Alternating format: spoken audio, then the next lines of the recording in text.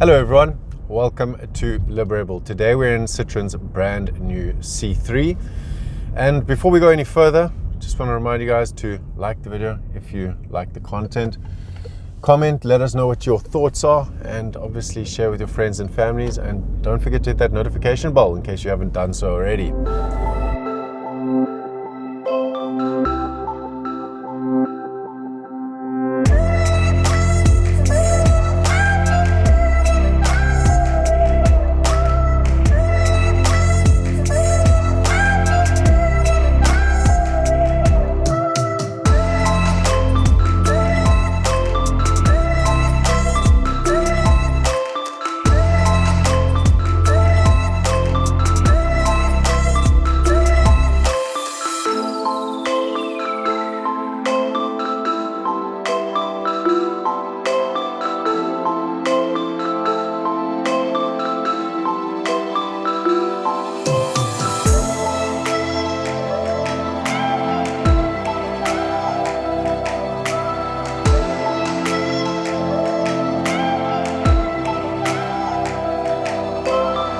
Yeah, let's not delay any further. What is the Citroen like to drive?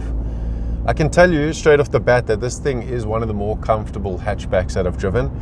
I stand to be corrected on this, but I think that a while ago Citroen introduced that gas ball technology in the shocks and in the suspension, and it overall just feels incredibly well dampened. Now, something else that lends to the comfort of this car is the seats, and if there's something that Citroen know how to do well, it's make vehicle seats. They actually advertise on the PDF on the website when you download the C3 info pack that they basically want to bring your living room to your vehicle, and these things are really comfortable, man. Like they feel like I'm sitting in a couch. They're wide enough to support any shape person, and I think the comfort in this car is one of its unique selling points. I think that driving on long distance trips, maybe if I had to go from Cape Town to Niyaaz, I wouldn't even need to stop, man. Obviously a bathroom break here or there, but you're never going to need like a comfort break because you get stiff from sitting in the chair. It genuinely is quite comfortable. And then onto the boring stuff, we always have to chat about it. The economy, it's claimed at 6 liters per 100 Ks on a combined cycle. I'm managing to get about 6.3, 6.4, and that's mostly highway driving with a little bit of Claremont City driving in between. So it's not very far off the claimed figure at all. In terms of gearbox, in this model you've got a 6-speed auto. There's no pedals at all. It's completely auto unless you shift it to the side where you've got some sort of sequential functionality there. It's relatively smooth. I just find in first and second gear it tends to be unsure of which gear it should be in. So it's just for the pull-offs, but anything after that it's fairly refined and incredibly smooth. It does have that auto hold functionality as well as the auto stop start, and those two tend to get quite confused when you have them both on at the same time. If you're on an inclined stop street, for example, as soon as you let off the brake it does roll ever so slightly. It's nothing to cause panic. It's just something worth noting. So you can opt to get this car in 2 different levels of trim. So it's feel and shine. Now we're in the top level spec, so that means that we get the 6-speed auto that we've spoken about, as well as the 1.2, which is turbocharged as a top level trim. And if you opt for the lower level trim, you get that same 1.2 liter, but it is not turbocharged, only cranks out 60 kilowatts. This makes 81 kilowatts. And because of its size, I mean, it's got a very short wheelbase, it's small, it's compact. It packs a little bit of a punch. It's not gonna shock you out of your socks, but I mean, it's not a slouch by any means, and it's definitely not underpowered. Another thing I noticed while we're on the highway is that this cabin is quite well insulated. You don't really hear any road noise outside. It actually gets a bit worrying sometimes because you have a truck coming past you and you don't even hear it. You're like, oh, where did that come from? So they've done a good job at insulating this cabin and making you feel like you're in your own private bubble of stylish design.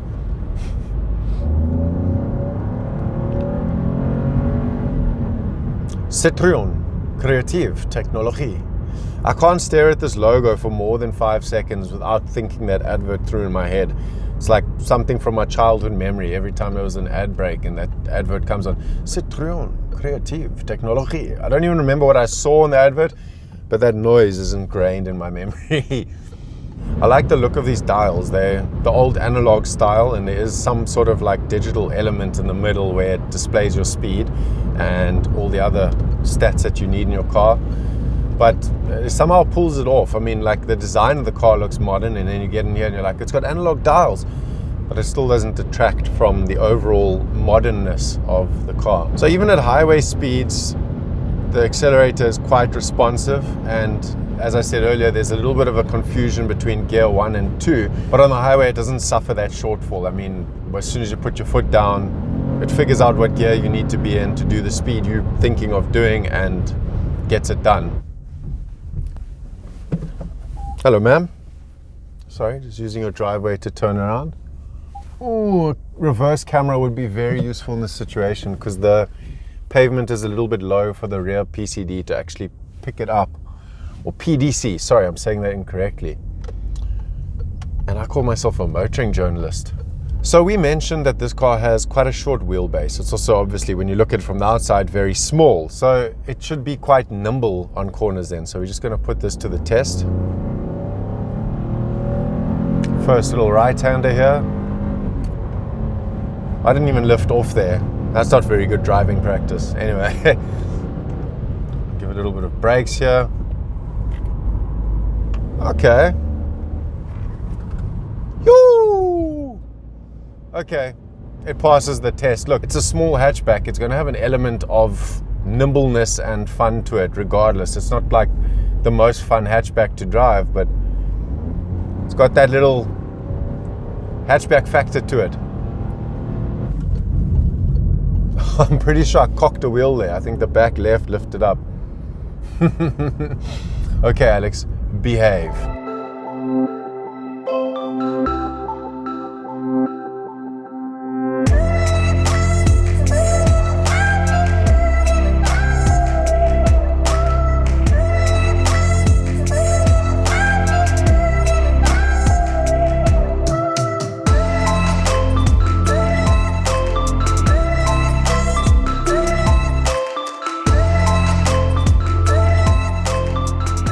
So from the outside, the exterior, the C3 used to bother me a lot. So it's got those little pads on the door panels that are supposed to protect it from shopping trolleys, from other doors being opened on it, and also little fender benders here and there.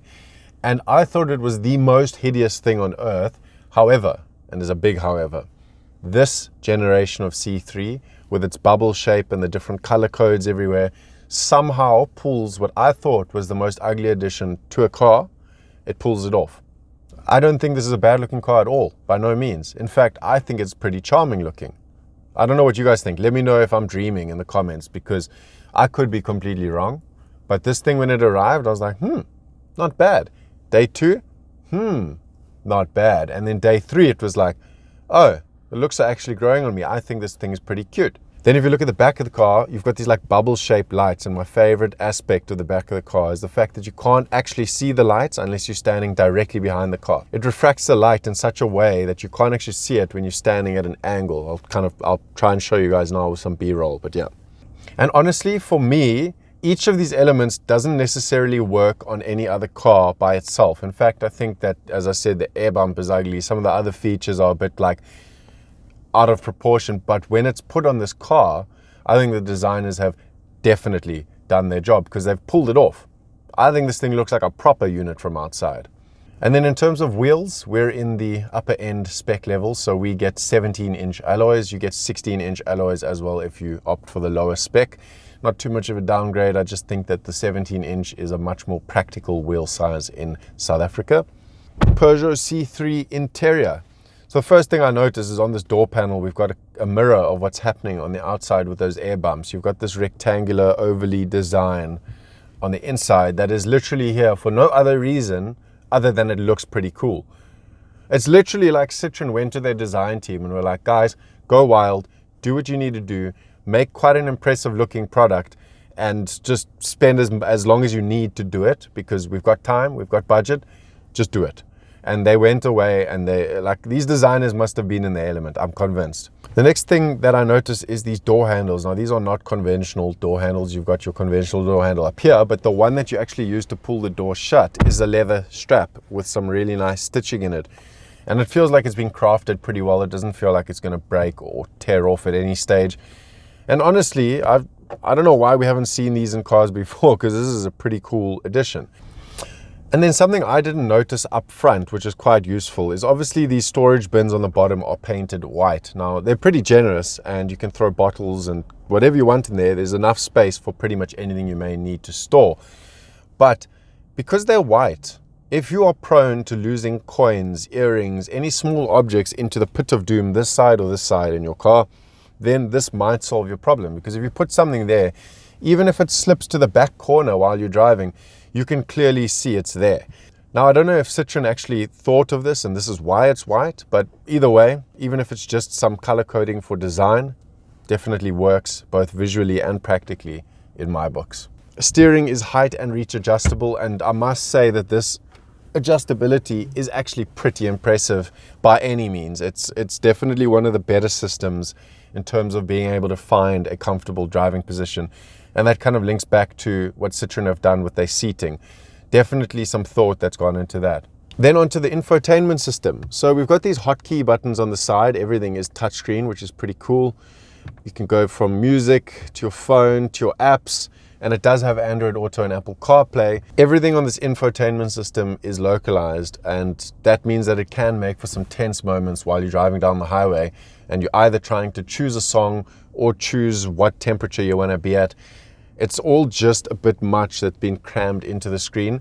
Otherwise, the actual design and user interface of this is pretty friendly, and you'll be able to use it no matter how competent you are with technology. Then down here, we've got the storage compartment, and it's quite nifty. You can throw your keys in there. You just need to be aware that you can pull the party trick if you accelerate really hard. Like I'm talking, as you get to your gate, you need to open your gate and you've got a passenger that you're trying to impress.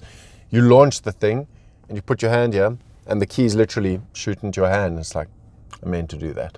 Then underneath that, we've got a 12-volt charging socket and one USB, which you use for Android Auto and Apple CarPlay, as well as charging your devices. Then underneath that, we've got 2 cup holders. Now, Citroen in the past haven't made the best cup holders that I've seen. They've either been too shallow and cups end up falling out, or they're in the wrong place.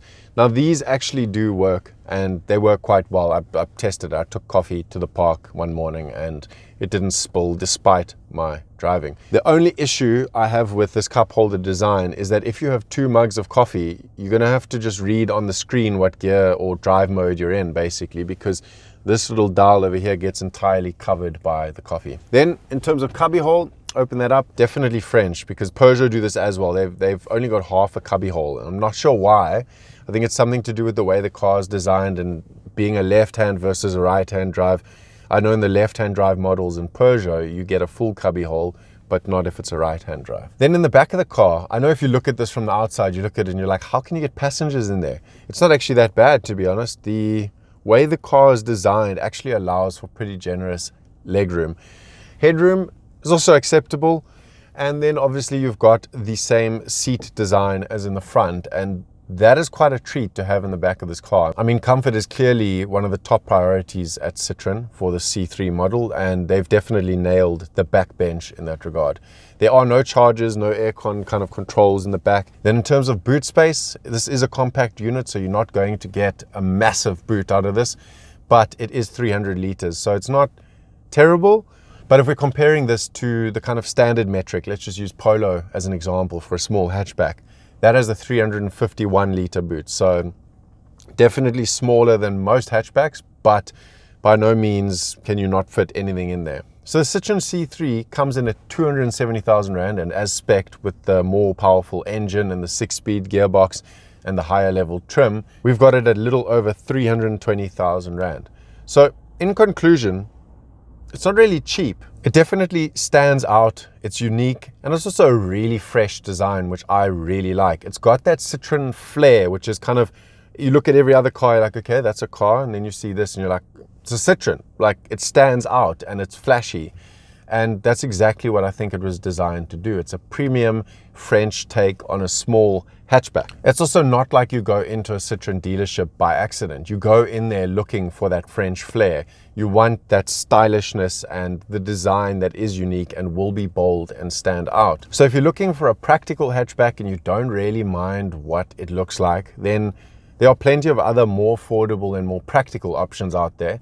But what I'm trying to get at is if you want that French flair and you want a bold, flashy design, then I think that this C3 could be your next car. Anyway, guys, that was my quick take on the new Citroen C3. If you liked the video, please do give a thumbs up and let us know what you think in the comment section below. If you're new to the channel, subscribe, hit the notification bell. Anyway, be free, be you, Liberable out.